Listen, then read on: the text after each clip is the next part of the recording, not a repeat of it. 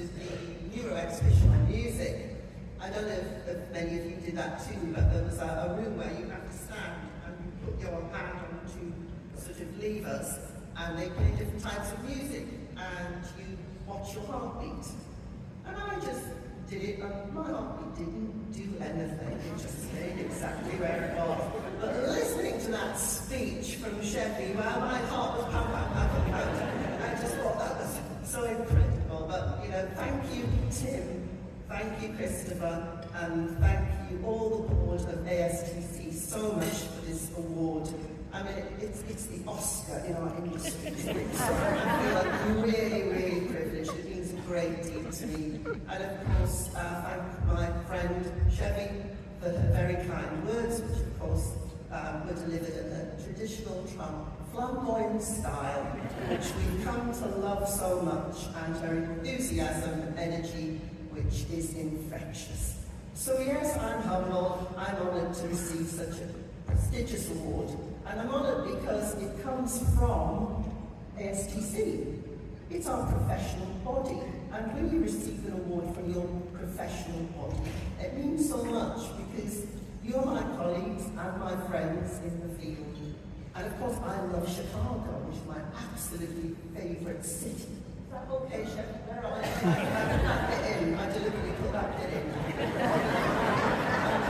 So turning the clock back, when I was chair of ASTC in 2016, and some of you may have been in Tampa, I remember standing on the stage and saying, the world seems to be getting ever crazier, with extremist views gaining more and more ground, and it's becoming increasingly difficult to challenge some of these crazy notions.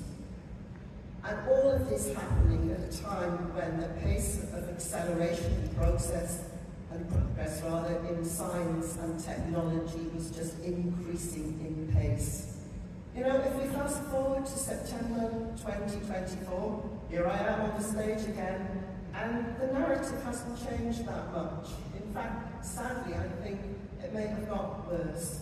But I really, really firmly do believe from the bottom of my heart that science centres have a vital role to play in these troubling times. We make enormous efforts to help people to think more critically and to use the scientific process to separate out fact from fiction. We also pour all of our passion and conviction into raising aspirations amongst isolated groups and those with very special needs. I imagine if I asked every single one of you in the room, you have a powerful story to tell about the difference that you have made by your actions in your communities. But sometimes I think we need to remind ourselves that that's what we do well. We do that better than any other organisation or sector I can think of. But it's time to double down and really, really renew those efforts. So, the ASTC conference, as both Tim and Chevy have referred to, is the absolute perfect forum in which to debate all of this.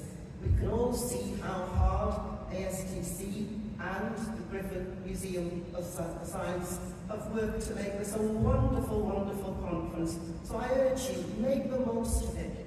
Share experiences, reconnect with old friends, make some new friends, learn from colleagues. There are centres here which are large, there are centres here which are small, there are centres from urban environments, from rural environments, and from many, many other parts of the world too.